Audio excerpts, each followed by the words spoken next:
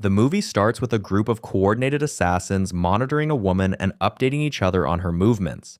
One of the assassins calls their criminal boss Burke and tells him the woman is meeting up with someone at a bar. Burke orders them to kill both the woman and the person she's meeting with. I want the decks cleared, cop. Both of them. Understood. As she enters a bar, one of the assassins, already at the bar, sets his eyes on her and informs the others, so they step out to carry out their mission. Meanwhile, the woman, Anais, meets Ray at the bar and asks what job he has for her. He pulls out an old family picture of a husband, wife, and son. Then, he begs her to help him find the family. Apparently, the family in the picture had gone missing for years, after traveling from El Salvador to Los Angeles. The father of the wife in the picture had hired him to find their whereabouts. Anais rejects the job offer and informs him about the assassins lurking around the bar, waiting to kill them both. Upon hearing this, he volunteers to distract the assassins while Anais escapes. He runs into the restroom and tries to find an opening for escape, but the assassins follow him into the restroom, ready to kill. He hides in a restroom, and as they search the cubicles for him, he quickly scribbles some words on his arm before they get to him. When they eventually find him, he engages them in a fight and manages to kill two of the assassins.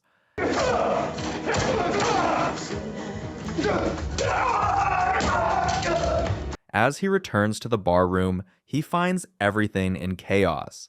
It turns out Anais had dealt with some assassins and managed to escape from the bar unscathed. Seeing this, Ray runs out of the bar and mixes in with the crowd, trying to evade the other assassins. Unknown to him, a sniper spotted him leaving the bar. As he tried to cross the busy street, the sniper gunned him down, killing him on the spot.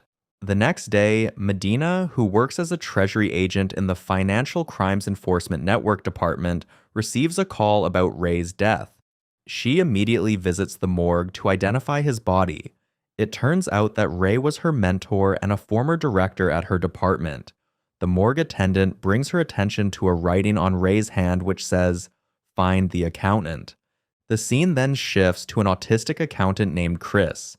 As he prepares to attend a dating meetup, his handler, Justine, instructs him on the do's and don'ts.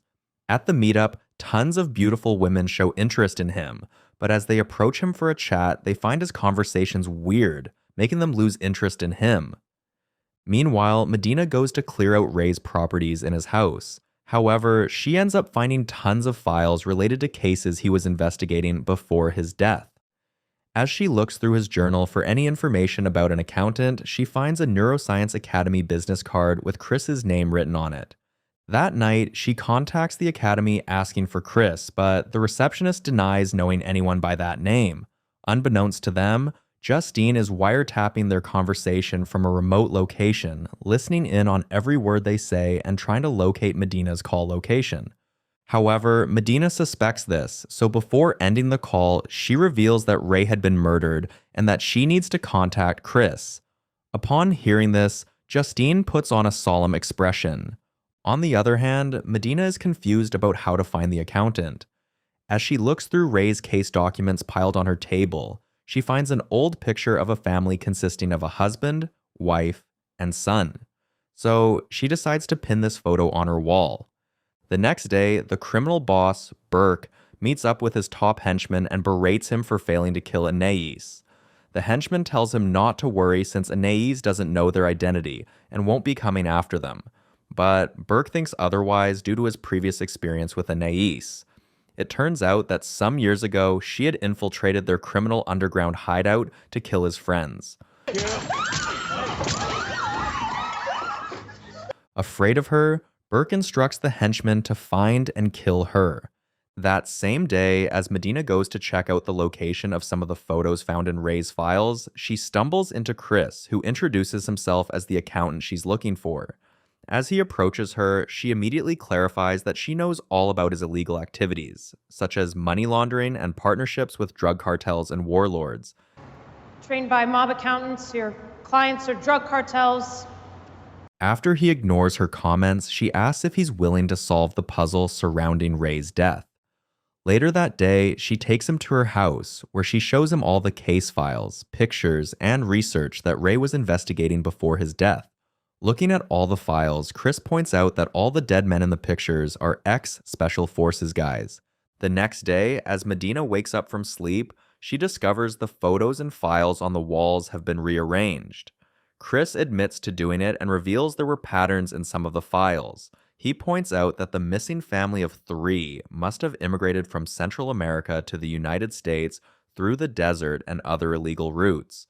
He also points to a pizza shop poster and assumes that the wife must have worked there when they succeeded in getting into the country, and from the IRS file on the wall, he also assumes that the name of the wife in the picture is Edith Sanchez.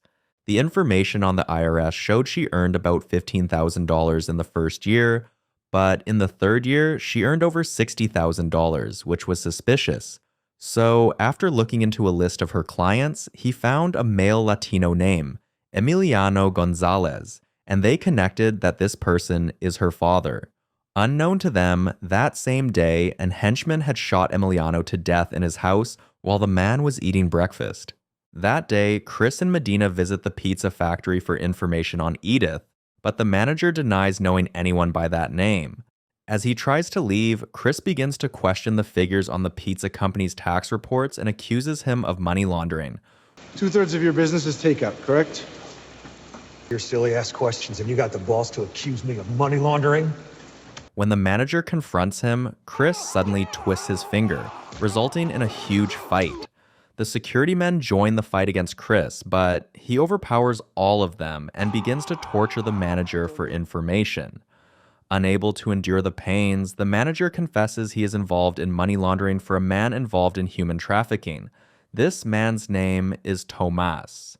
As Chris and Medina drive away from the pizza factory, Medina criticizes him for using violence on the manager and warns him against doing it. That night, Chris puts a call across to his assassin brother, Braxton, to ask for help. Braxton rejects his plea for help and reminds him that the last time he offered to help, the situation almost cost his life. Chris continues to plead and asks him to travel to Los Angeles in 24 hours. After contemplating for a while, Braxton decides to help. The next day, Chris and Medina meet up with Braxton, whom Chris hadn't met in 8 years. Although the two brothers are awkward with each other, they focus on carrying out the plan. They enter a motel where Braxton orders the services of 3 women. As soon as the women arrive in the motel room, Braxton offers them cash and begins to question them on how to get access to Thomas, the human trafficker. The women are shocked to hear his request and immediately refuse to offer any information. After arguing amongst themselves, 2 of the women try to return the money, but Braxton tells them to keep it, so they leave. One of the women stays behind and asks for more payments in order to bring Thomas to them. Chris immediately offers her more money for putting her life at risk, so she puts on an act, calls Thomas, and tells him to show up in the room. Afterward, she leaves the motel. Medina notices her leaving and calls her colleague who works in Homeland Security, asking for the trough cam of the night Ray was killed. The colleague immediately sends the video showing when Ray got out of the bar and was shot while trying to cross the busy road.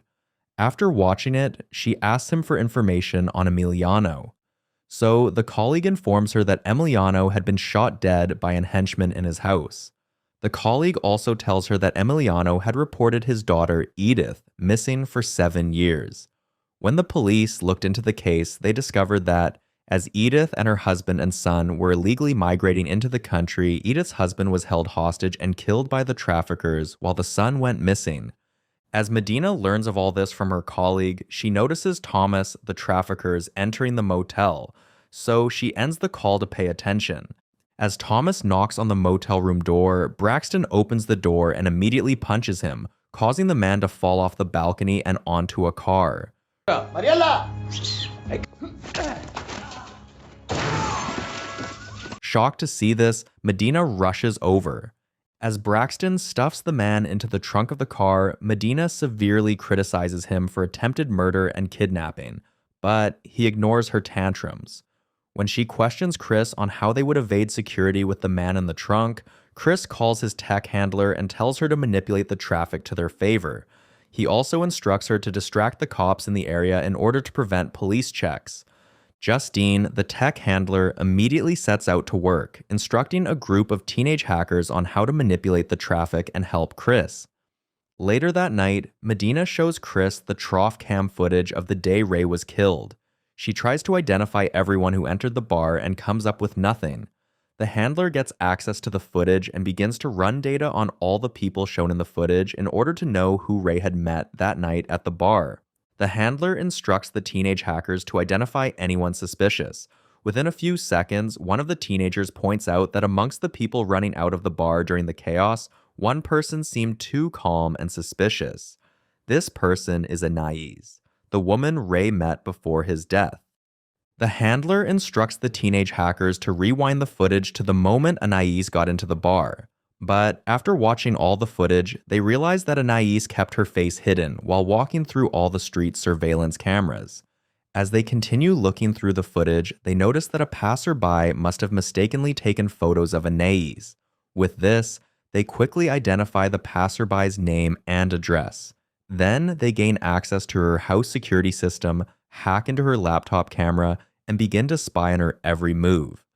As the handler instructs one of the teenagers to hack into the woman's phone photo folder, Medina begins to grow tense and yells at them to stop, claiming they were invading the woman's privacy. But the handler ignores her and continues to instruct the teenage hackers on what to do.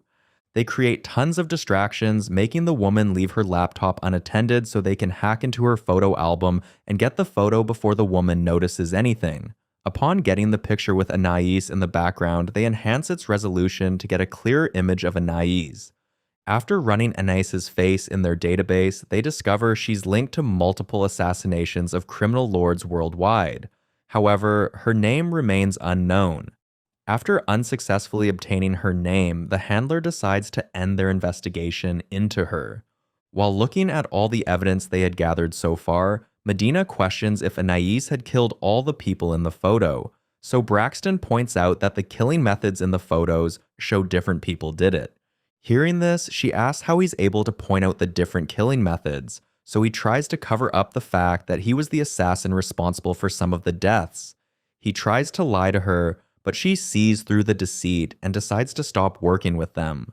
Chris chases after her and tries to convince her to continue working with them to unravel the case, but she insists on breaking away from them and letting the police solve the case. We don't get to decide who lives and who dies. Apparently I do. It's been a pleasure and an honor. Hope we get to work with each other again. As she drives away, she remembers the trafficker who was placed in her trunk, so she returns and begs Chris to remove the man. He refuses, leaving her with no choice but to report Thomas, the trafficker, to the police. Thomas involves his lawyer in the case and denies every accusation of being a human trafficker, but Medina's team has tons of evidence against him. It turns out that the manager of the pizza factory had recently been assassinated, with all evidence pointing to Thomas. Seeing the photo evidence, Thomas decides to confess to his crimes. He admits to being involved in human trafficking. When they show him the old photo of Edith, her husband, and son, he immediately recognizes Edith but refuses to divulge any information about her. When Medina promises to reduce his prison sentence in exchange for information about Edith, he contemplates for a while and agrees. As he picks up a pen to write something, a bullet suddenly pierces through the window and kills him. Several rounds of bullets follow, killing his lawyer as well. But Medina manages to hide under the table just in time to evade the bullets. After confirming that Thomas is dead, the henchman packs his sniper rifle and leaves. Meanwhile, Chris makes progress on uncovering details about the missing Edith. According to his handler, a serious accident involving a woman occurred near the area where Edith lived while she worked in the pizza factory. When Chris asks for more details about the accident, the handler reveals that the accident involved a blue car and that the unidentified injured woman had been rushed to a university medical center for treatment. Upon hearing this, Chris instructs her to hack into the medical center database for information about the injured woman. After ending the call, Chris spends some time with his brother. During a heartfelt discussion, the brother unintentionally reveals his loneliness and how he plans to adopt a dog to curb it. Chris advises him against getting a dog due to his unstable lifestyle, but Braxton insists on getting one. As they discuss this further, Braxton reveals how much he misses Chris and how he wants them to spend more time together. However, Chris is unable to reciprocate brotherly love due to his autistic nature. Upon realizing this, Braxton suggests they go for a drink. At a bar, Chris becomes interested in a waitress. When she approaches him for a conversation, he blows his chances with her by saying meaningless words, which makes Braxton mad at him. After Braxton boosts his confidence to approach the girl, he sees her dancing. So he approaches her, studies the dancing step by watching for a few seconds, and immediately understands the steps. Then he joins her for a dance, making Braxton proud of him. Hey, you see that? That's my brother! That's my big brother up there! After the dance, the girl gives him a hug and happiness. Suddenly, an angry man at the bar confronts him and claims the girl is his girlfriend. The girl immediately clarifies she isn't dating him, but the man insists they're in a relationship and takes it out on Chris for trying to steal his girlfriend. Chris tries to calm the situation, but it escalates with the man preparing to beat him up. As soon as Braxton notices the situation, he immediately rushes over and throws the men out of the window. As the brothers escape from the bar, Chris reveals he had somehow gotten the girl's number during the dance, making Braxton proud of him. Meanwhile, Medina approaches a doctor at the University Medical Center and tries to illegally get information on a severely injured woman who was admitted to the hospital years ago. When the doctor refuses to give out the patient's information, she emotionally manipulates by revealing that the injured woman could be the missing wife in the old photo and that they need to find her since traffickers had killed her husband and her son in the photos had gone missing. Even with this, the doctor insists on getting a court order before divulging information.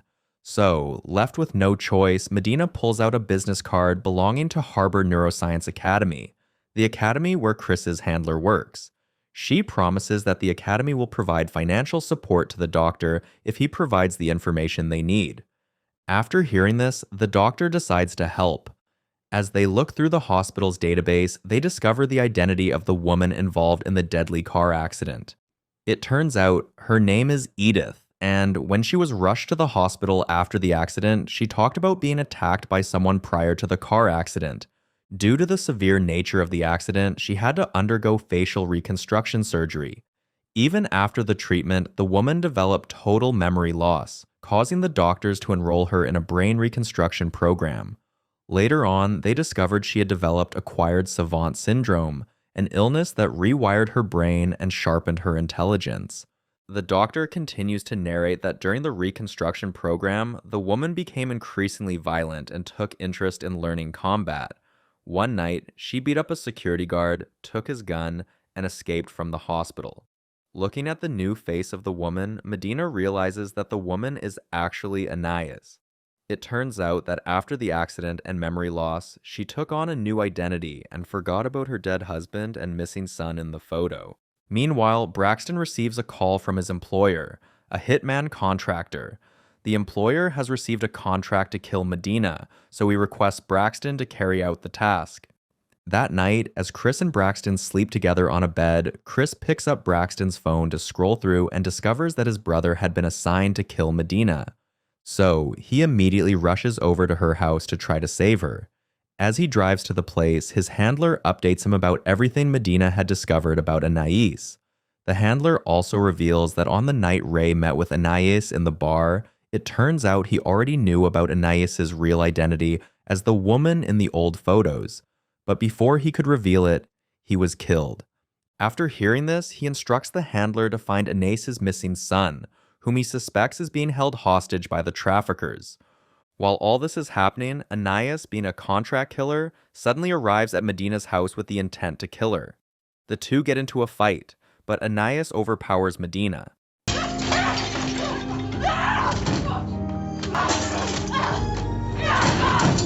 As she's about to kill Medina, she suddenly sees the old family photo of her husband and son, which triggers her memory to remember the day the traffickers separated her from her husband and son.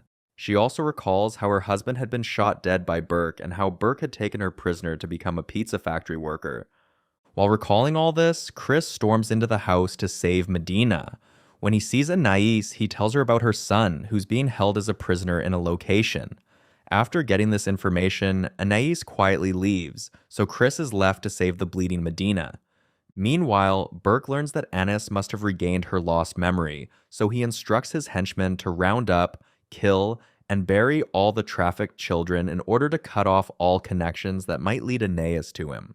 At the same time, Chris and Braxton get into an argument, with Chris blaming Braxton for accepting the gig to murder Medina. Braxton apologizes for this, but Chris has no intention of forgiving him. That night, as Chris prepares to drive to the location of the trafficked children in order to stage a rescue, Braxton decides to join him. You ever say thank you? Wow, gee, thanks, Brax. Hey, let's go to Juarez. Good for you. So, the handler includes the help of the teenage hackers to hijack a federal drone in order to get the exact location of the trafficked children. At the same time, Burke's henchman organizes some men to take the trafficked children to a desert to be killed. As they dig up the mass grave, the handler immediately notifies Chris of this and tells him to intervene before the children are killed. So Chris, with the help of his brother, Braxton, prepares to take on the henchmen and rescue the children. As soon as they arrive, they open fire at the henchmen and kill a good number of them. During the gunfire, Anais' son runs into a room, so Burke's henchman goes after him and finds him. Amidst the gunfire, he puts the boy in the bus filled with other children and drives away to the location of the mass grave.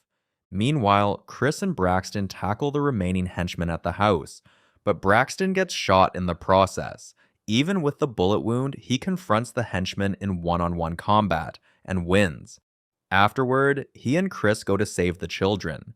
As the henchmen order the children to go into the mass grave, Chris arrives in time to stop them.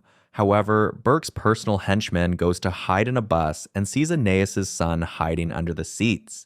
He immediately holds the boy hostage to use against Chris, but Braxton sneaks up from behind and kills him. After all the henchmen are killed, Braxton goes to rescue the trafficked children and they drive them away to safety. A few days later, the handler contacts Anais and gives her the location of Burke, the man responsible for her husband's death. So, she visits his house while he's coming out of the shower. He notices her presence in the house and tries to run away, but she grabs a knife and chases after him. Meanwhile, Medina recovers from her injuries and returns to work. On the other hand, the handler and the teenage hackers prepare a room to welcome Anais' son to the group.